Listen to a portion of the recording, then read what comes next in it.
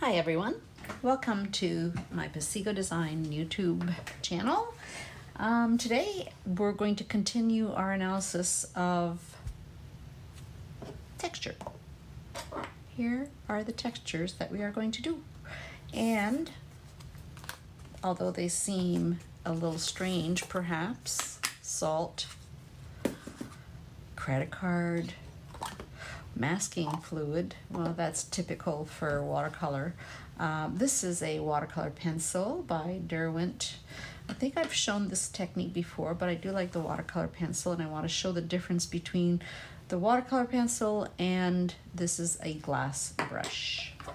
So let's get started.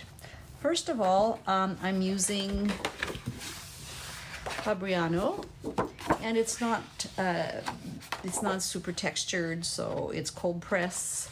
It's not rough. I find that some of these techniques don't work very well on rough arches, for example.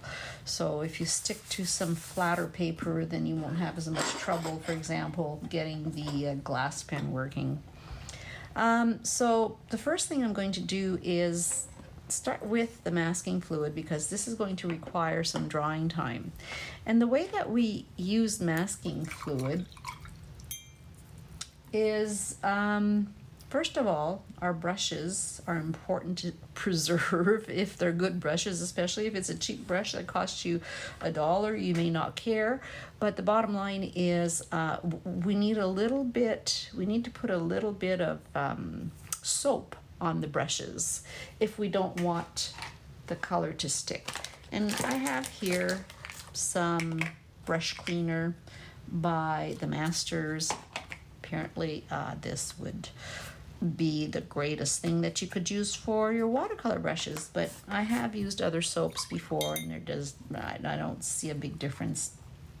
Perhaps it's over time it will wreck my brushes when I use regular soap, but at this point I can't tell you why it's better. Perhaps preserves your brushes to a certain degree. Now I put a little bit of the brush cleaner on my brush, and now I'm going to be dipping into my masking fluid, and this one is Pebeo. It's called drawing gum. And first, perhaps I'd like to put just a little picture here. Let's just do some shapes. And these shapes, the reason why I want to draw these out first is because let's say in a painting, you want to make some little stamens, little dots, and little twigs or whatever, then this is where the masking fluid can really help. Okay, so let's just do this here. And now I know where I'm going with my masking fluid. I have these little dots that I can cover, and all I'm doing is adding little dabs of the fluid. Now I can make these also somewhat white. I can preserve the white here, or maybe that's a part that I didn't want the white. We'll see. Anyway, bottom line is right now we've added masking fluid. These areas will be preserved. We will be able to paint on top of the masking fluid. And when the painting is done, then we pull the masking fluid off, and then we'll see the white of the paper. So that has to dry before we can continue. But in the meantime, let's try some bright colors here. I have Quin Rose, Hansa Yellow Medium, Pearl Red.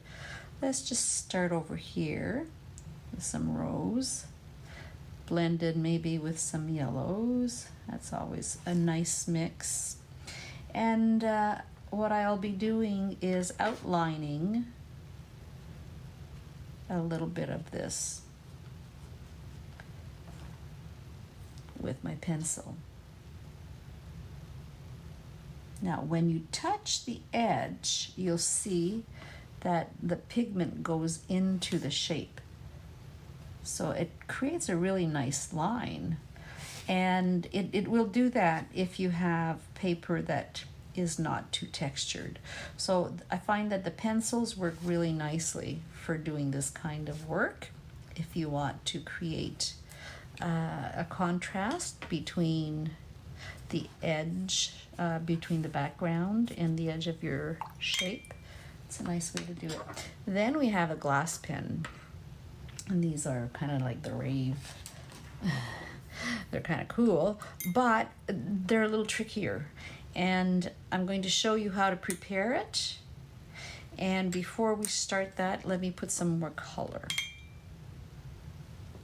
A little bit more of the pinks here and the oranges. I'm not touching the masking fluid. I don't want to touch that, because if I do and I get water on the masking fluid at this point before it's dry, I won't be able to take it off. Okay, so now I'm going to use my glass pen, and I will put some pigment on the ridges. And this color here is Moon Glow, so it's pretty dark. Let's try this and see what it looks like. Now my paint is not super thick, but not super thin either. It's kind of a medium blend. So let's just see.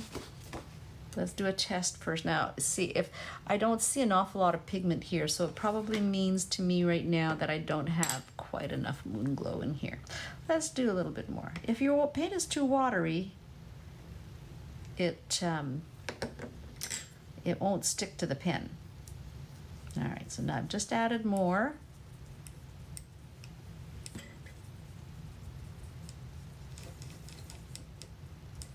And also, if it's too thick, it won't work. So this technique requires playing with, okay? And then you don't want to get the drop.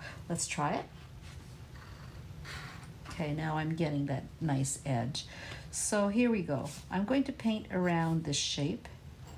If I touch an area where there was color still wet, it'll just blend in. Okay, so every time I want to refill, if my well is not deep enough, it's not enough for me to just touch, because you want the paint to go into the shaft. So you can make all kinds of lines as you please, and we'll come back to it, maybe make a few more lines afterwards. But the bottom line is you need enough pigment on in your ridges here. You need it to be thick enough, and you need it to be liquid enough. Thick enough to stay on there, but liquid enough to come down on your paper. Okay, so I'm going to put that there for now. Then let's continue with, this is still feeling a little bit wet. So you saw that I'm staying away from the center point, or that center.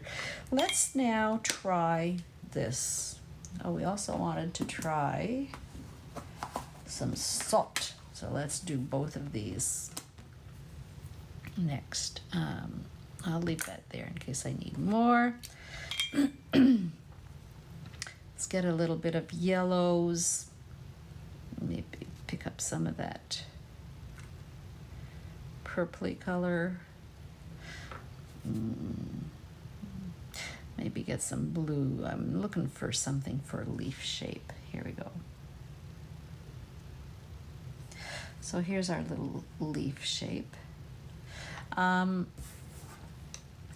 I cut through this with the edge, it will make a line. Kind of a nice groove into the paper. If I add color that's a little bit thicker, let me do another shape here.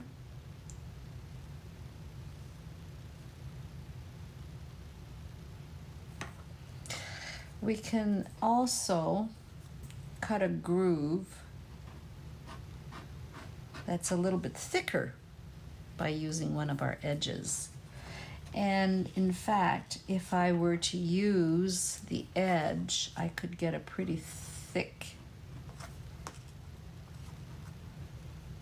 removal, like a thicker space that's removed.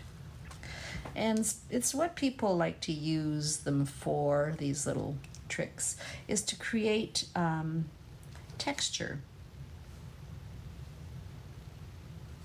on your shapes.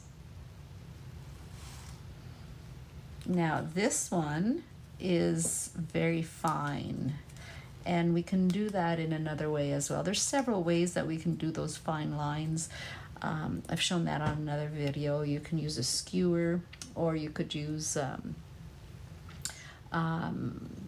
Frisket tool that allows you to carve out those little shapes. So let's continue with the reds. This one is more of the Perol, so let's see if we add some of this with a little bit of Perol, and then some of the green, the yellows, still staying away from the masking fluid for now. First, what I'll want to do here, adding a little bit more pure, I want some good color, bright colors in here. And the reason is because I am going to add some salt, and we're going to see what happens. What is the effect of salt?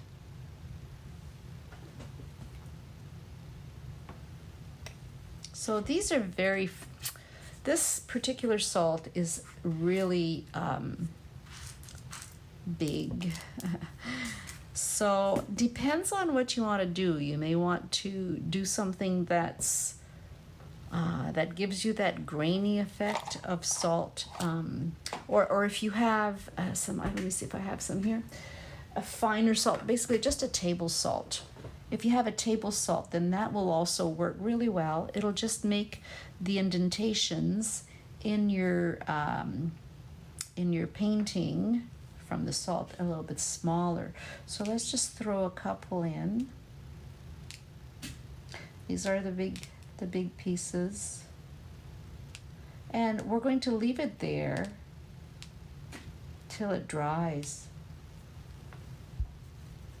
And it has to be fully dried. So what you'll see is that the paint is absorbed, or the salt pebble or the salt piece is absorbing the paint into it, and it's going to make some little variations. So let's put that away. We've got the salt. We've tried this, and maybe we could try it again, see how much more we can get out of that. Let me take some of my Moon Glow. Let's make a really dark petal here. And we'll add a little bit of green to it, just so it's still part of the design here. And should I put another one? Should I put another one? No, let's just leave it for now. So let's try that and see if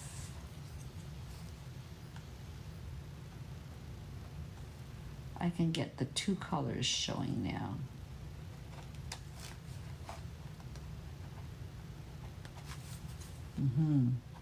So the what's happening here is, because I had a couple of different colors in here in my mix, I had the green and the Moon Glow.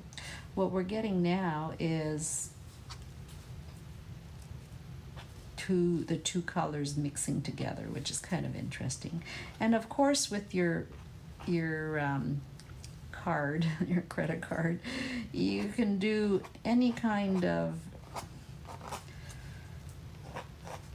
edge, like you can push the paint out and make little edges with it, very small, very, very fine lines. Maybe you're going to be painting something like your dog or something, and it's got these little hairs that you want to depict, then this could be very useful. Also, you can pull from a pool of color here and just keep adding a few more lines that are interesting. Let's see, if you put it on your, if I also take this and pick up the paint just with my credit card, I can also make some of these really interesting effects. So keeping that in mind, like sometimes we don't need to buy tools, we can just make them up, we can invent them. And that's a lot of fun because then it's very creative, it's your design, and yeah. All right, so that was it. You can see the salt is separating. Yeah, separating the paint and the flow.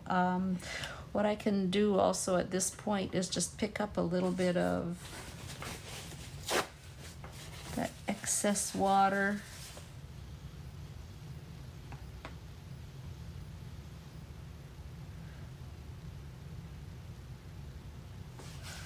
There we go.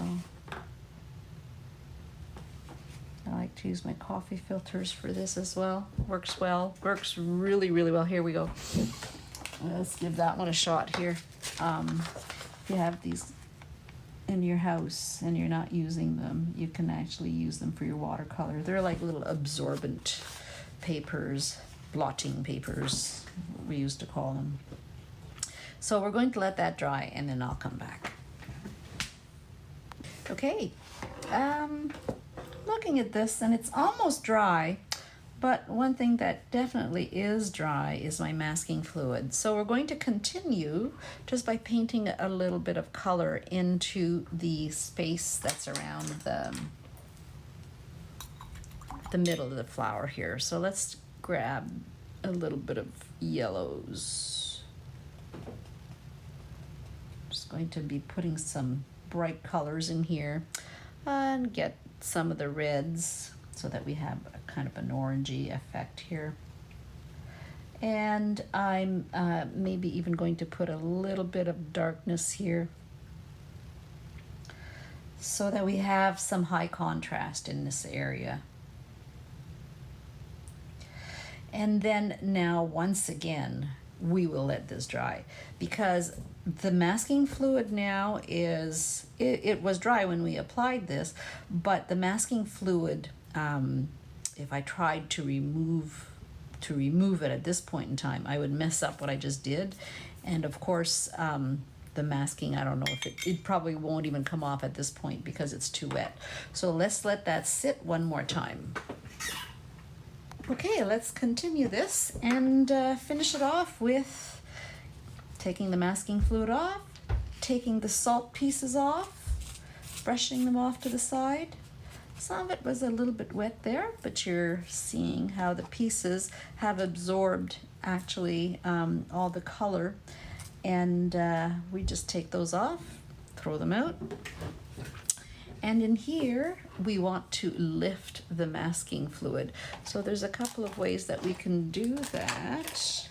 We can use tape, for example, and just basically use the sticky part of your tape and then lift it off this way. Now we can do it this way, and that works quite well, but you have to keep in mind that if you're lifting, you may actually get some little paint residue on your tape. And so always check that you don't have color that's lifting. This is, they sell these for the purpose of lifting your masking. And it does the same thing. It just pulls it down nice. It works very nicely. And where I have a couple of pieces of masking there that I didn't get any color around them, that's okay. I just take them off.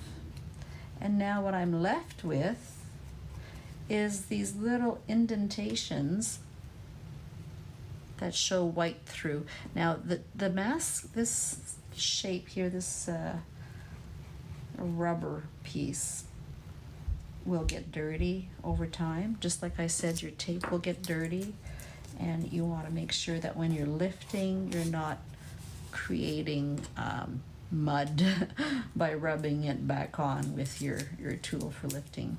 So now what we have is an area where we have some whiteness. I just, not by design, but just by through the use of what we were doing, I left this space over here between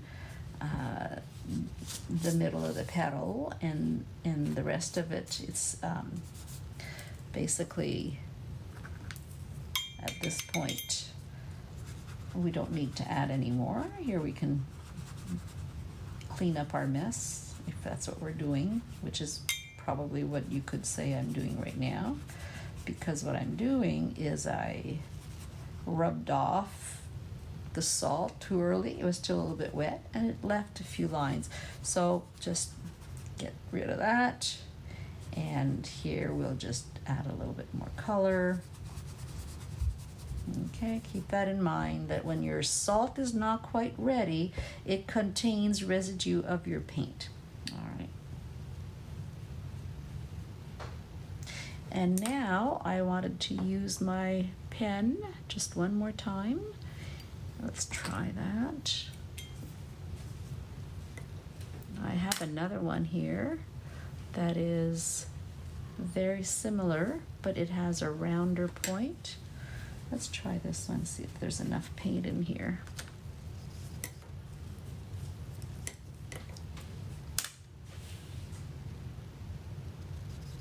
So now I can make line with the pen.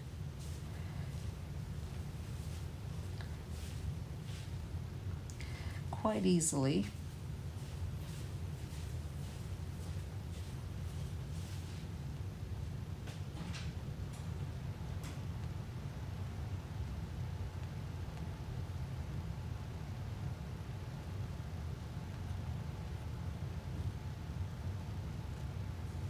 Okay, so that's pretty much it. We can play with our pen for quite a while. It's actually very active right now. It's just the right mix of water and paint, and it's actually going quite nicely. So if you have one of these, give it a shot. Again, I find it might be a little bit trickier to activate it on rough paper, but if you use something that's a little bit smoother, it shouldn't be any problems. And I believe, oh, one more thing I wanted to show you is that we have a beautiful bloom or cauliflower, different names for that. And that matches really well with what was happening here and all over the place. So how did that happen? Mostly this is because of wet areas meeting dry areas, different consistencies of paint or different drying periods on that shape, and it causes a bloom. So where this was wetter, this was drier, the two met and caused a line. But we can take that and make it a little bit of an advantage as opposed to a disadvantage, and say, well, it's working because this is what this little painting was all about anyways. Let's see if I can finish that up. I can do the contour.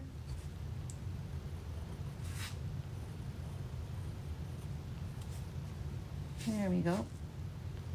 We started off our contour with different, with a pencil, a watercolor pencil, and we just finished it off with our ink, or basically watercolor, and our glass pen. So thanks for watching.